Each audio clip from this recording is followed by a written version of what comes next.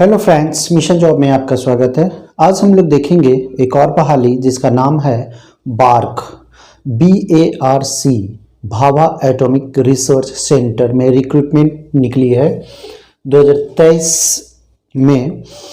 क्या क्या है इसकी सारी प्रोसेस को हम समझेंगे, चाहे वो अप्लाई डेट हो, पोस्टों की संख्या हो, एज हो, फी कितनी लगेगी, किस में आप एलिजिबल हैं, किस पोस्ट लाइक आप हैं, या फिर selection process, exam pattern, syllabus, सारी चीज़ों को हम यहाँ पे एकदम आसान भाषा में समझाएंगे ताकि आपको कोई प्रॉब्लम ना हो फॉर्म अप्लाई करने में। तो दोस्तों देखते हैं एक एक करके। सबसे पहले हम यहाँ पे देखेंगे अप्लाई ऑनलाइन। ऑनलाइन की जो प्रक्रिया होनी है वो शुरुआत हो चुकी है 24/4/2023 से। 24 अप्रैल से यह शुरुआत हो चुकी है फॉर्म भरने की। अगर अंतिम तिथि की बात करें, लास्ट डेट की बात करें, तो यह 25/5/23 तक प्रस्तावित है। 25/5 तक यानी कि 25 मई तक आप अप्लाई कर सकते हैं, लेकिन अंतिम समयों का इंतजार आप ना करें, आराम से देख लें, समझ लें, उसके बाद आप फिल कर दें। फी की अगर बात करें तो सबसे पहले हम यहाँ पे बताना चाहेंगे कि इसमें कैटेगरीज वाइज पोस्टों की संख्या निकली है। कुछ अस्थायी पोस्ट हैं तो कुछ ट्रेनिंग पीरियड वाले पोस्ट हैं। ट्रेनिंग जो 3 वर्षों का ट्रेनिंग होगा उसके बाद अस्थाई किया जाएगा, लेकिन उसमें भी है इंटरव्यू, एग्ज़ाम्स, अगर आप क्वालिफाई करेंगे तभी आप अस्थाई होंगे। अस्थाई में कम सीटें हैं जबकि ट्रेनिंग पीरियड वाले में अधिक सीटें हैं। हम यहाँ पे जो चर्चा करेंगे कैटेगरी 2 की चर्चा करेंगे, ठीक है। तो फी की अगर बात करें तो कैटेगरी 1 में 150 रुपये लगने हैं सभी कैंडिडेट को, और कैटेगरी 2 में 100 रुपये लगने हैं सभी कैंडिडेट को। उसके बाद यहाँ पे देखें एज की अगर बात करें तो कैटेगरी 1-2 में अगर यहाँ बात करें तो कैटेगरी 1 में 19 वर्ष से 24 वर्षों तक कोई भी युवा अप्लाई कर सकता है। कैटेगरी 2 में 18 से 22 वर्षों तक यह सुविधा दी गई है। और स्पेशल जो रिलैक्सेशन है SC/ST के लिए 5 वर्षों का और OBC में 3 वर्षों का। OBC में 3 वर्षों तक छूट रिलैक्सेशन है, यहाँ पे ध्यान देना है। तो SC/ST में 5 वर्ष और OBC में 3 वर्ष एक्स्ट्रा अपर एज में छूट मिलती है। एज का गणना जो किया जाएगा वो 25/5/2023 तक का गणना किया जाएगा। तो यहाँ पे आपने देखा अप्लाई ऑनलाइन 24/4 से हो चुका है। लास्ट डेट 25/5 है। फी कैटेगरी 1 का 150, कैटेगरी 2 का 100। अगर एज की बात करें तो कैटेगरी 1 में 19 से 24 वर्ष और कैटेगरी 2 में 18 से 22 वर्ष। ये जो अपर एज रिलैक्सेशन है ये मान्य है। SC/ST में 5 वर्ष और OBC में 3 वर्ष। अगर PH हैं तो 10 वर्ष अब प्लस ये रिलैक्सेशन होंगे। एज का जो गणना किया जाएगा 25/5 तक किया जाएगा। टोटल पोस्टों की संख्या यहाँ पे देखें तो 4374 पोस्ट है, 4374 पोस्ट, जो कि ट्रेनिंग पीरियड कुछ पोस्टें हैं और डायरेक्ट कुछ पोस्टें हैं। डायरेक्ट जो पोस्ट है वो 212 पदों पर है, जिसमें से अगर आप इसका नोटिफिकेशन देखे होंगे तो ऑफिसर ग्रेड का जो पद है 212 पद है, टेक्निकल ऑफिसर है, साइंटिफिक ऑफिसर है, तो इसमें 212 पद हैं। और इसमें थोड़ा सा हायर क्वालिफिकेशन है, हाई क्वालिफिकेशन है, इसलिए हम यहाँ पे इसको नहीं बताए हैं।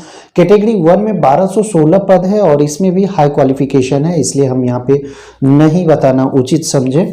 कैटेगरी 2 की अगर बात करें तो 2946 पोस्टों पर होना है। और कैटेगरी 1 और 2 की बात करें तो ये ट्रेनिंग बेस्ड है, जबकि डायरेक्ट यहाँ पे आप देख सकते हैं 212 पद है, ठीक है। यहाँ पे कैटेगरी 1 और 2, कैटेगरी 2 की यहाँ पे सारा जो प्रोसेस हम बताएंगे वो कैटेगरी 2 का बताएंगे। सिलेक्शन प्रोसेस की बात करें तो सिलेक्शन प्रोसेस भी 2-3 तरह से हैं। यहाँ पे स्टेज 1 है PT, जो कि सिर्फ क्वालिफाइंग नेचर का होगा। स्टेज 2 जैसे ही आप क्वालिफाई करते हैं तो स्टेज 2 में पहुंचते हैं और यहाँ पे एडवांस टेस्ट जो कि मेरिट से रिलेटेड होगा, आप मेरिट उसी पे बनना है। स्टेज 3 में स्किल टेस्ट होंगे, उसके बाद DV होगा, डॉक्यूमेंट वेरिफिकेशन होगा, उसके बाद आप ज्वाइनिंग प्रक्रिया करेंगे।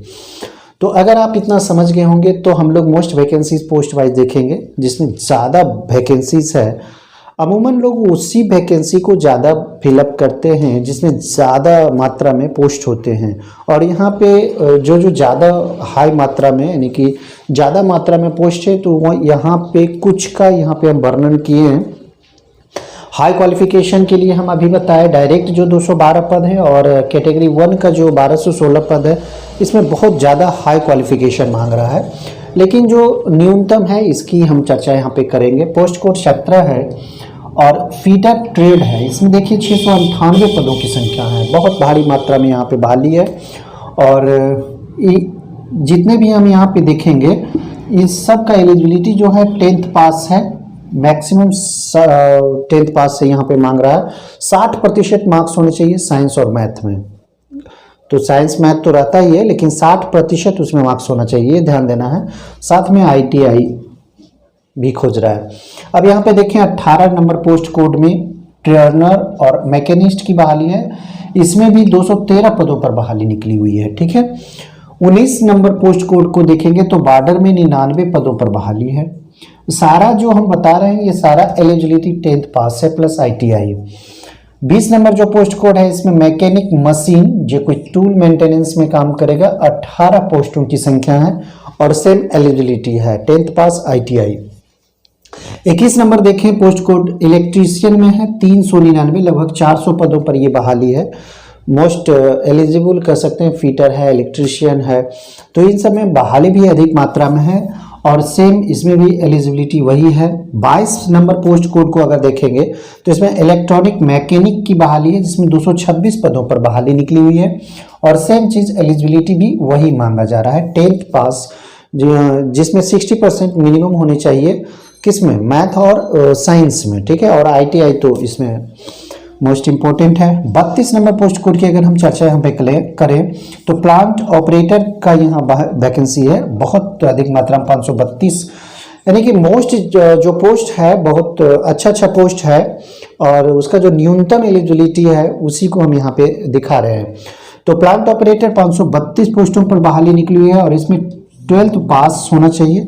फिजिक्स, केमिस्ट्री, बायोलॉजी और मैथ में कम से कम 60% आपके यहाँ पे मार्क्स होनी चाहिए। 33 नंबर पोस्ट कोड को अगर हम यहाँ पे देखें तो लेबोरेटरी में बहाली निकली हुई है। लेबोरेटरी पद पर 303 यहाँ पदों की संख्या है, अच्छा खासा पोस्ट है और सेम सिचुएशन है 12th पास फिजिक्स, केमिस्ट्री, बायोलॉजी, मैथ से 60% से आप पास हो। तो आपने यहाँ पे देखा मोस्ट वैकेंसी जो कि पोस्ट वाइज है, बहुत अधिक मात्रा में जो पोस्ट निकले हैं कैटेगरी 2 की, जो कि ट्रेनिंग बेस्ड है। 3 वर्षों का इसमें ट्रेनिंग आपको दिया जाएगा, बॉन्ड भरवाया जाएगा और उस बॉन्ड के मुताबिक आप ट्रेनिंग करेंगे। ट्रेनिंग के पीरियड में आप भाग नहीं सकते हैं, आप छोड़ नहीं सकते हैं। अगर आप ऐसा करते हैं तो जितने भी ट्रेनिंग में आप पे खर्च हुए हैं वो सूद समेत वापस लेंगे संस्थान, बार्क यानी कि भाभा एटॉमिक रिसर्च सेंटर। तो ये सारी प्रक्रिया है इसमें। हालांकि 3 साल के बाद इसको स्थायी किया जाएगा और 3 साल जो ट्रेनिंग पीरियड होगा इसमें भी आपको वेतन सैलरी दिया जाएगा और अस्थायी मात्र 212 सीट पे है, ठीक है। और बाकी 2946 और 1216 जो पद है ये ट्रेनिंग बेस्ड पे है। तो यहाँ पे हमने जो कैटेगरी बताया कैटेगरी 2 का 2946 पदों पर, जिसमें से मोस्ट वैकेंसी जो बड़े बड़े पदों पर है, ज़्यादा मात्रा में पद है, तो उसको हम यहाँ पे पॉइंट किए हैं, ठीक है। अब एग्ज़ाम पैटर्न को देख लें कि अगर आप फॉर्म भर रहे हैं तो आप उसके एलिजिबल हैं कि नहीं, आप निकाल सकते हैं एग्जाम किया नहीं, या फिर तैयारी कैसे करें। तैयारी करने के लिए कुछ पैटर्न होना चाहिए। तो जो पैटर्न इसमें बताया गया है एग्जाम पैटर्न, पीटी के लिए अलग है, एडवांस टेस्ट के लिए अलग है। पीटी के लिए जो दिया गया है यहाँ नंबर ऑफ क्वेश्चंस की बात करें तो 50 क्वेश्चंस होंगे, वो भी एमसीक्यू फॉर्मेट में। मल्टीपल चॉइस क्वेश्चंस होंगे, 50 क्वेश्चंस होंगे पूरे पीटी के लिए। ये क्वालिफाइंग नेचर का होता है और टाइम इसमें 1 घंटा का आपको दिया जाएगा एग्जाम्स के लिए। मार्क्स आपके 150 होंगे, यानी कि पर क्वेश्चन 3 मार्क्स। एक क्वेश्चन अगर आप सही करते हैं तो 3 मार्क्स आपको मिलेंगे, यानी कि 50 क्वेश्चंस में 150 मार्क्स, ठीक है। निगेटिव की अगर बात करें तो 1/3 आपके निगेटिव होंगे। कहने का मतलब है अगर आप 3 गलत कर देते हैं तो आपके 1 सही अंक सही क्वेश्चंस चले जाएंगे, ठीक है। यहाँ पे आप समझ गए होंगे 1/3 आपका निगेटिव है। सिलेबस अगर पीटी की बात करें, पीटी का जो सिलेबस है वो 3 सेगमेंट में है, एक मैथ है, एक साइंस है और एक जी यानी कि जनरल अवेयरनेस है। मैथ से आपके 20 क्वेश्चंस होंगे, साइंस से भी 20 क्वेश्चंस होंगे और जीए यानी कि जनरल अवेयरनेस के भी 10 क्वेश्चंस होंगे। टोटल 50 क्वेश्चंस, 150 मार्क्स के, 1 घंटे का समय दिया रहेगा, नेगेटिव 1/3 होगा। तो सिलेबस पीटी के लिए जो कि क्वालिफाइंग नेचर का होगा, मैथ, साइंस और जीए का क्वेश्चन इसमें होंगे 20-20 + 10, ठीक है। अगर आप इसे समझ गए होंगे पीटी को, तो आप एडवांस टेस्ट में आते हैं। जैसे ही आप क्वालिफाई करते हैं तो एडवांस स्टेज में, दूसरा स्टेज में आप पहुंच जाते हैं। एडवांस टेस्ट जो होगा, इसमें भी क्वेश्चंस की अगर संख्या की बात करें तो 50 क्वेश्चंस होंगे, ये भी एमसीक्यू फॉर्मेट में ही होंगे।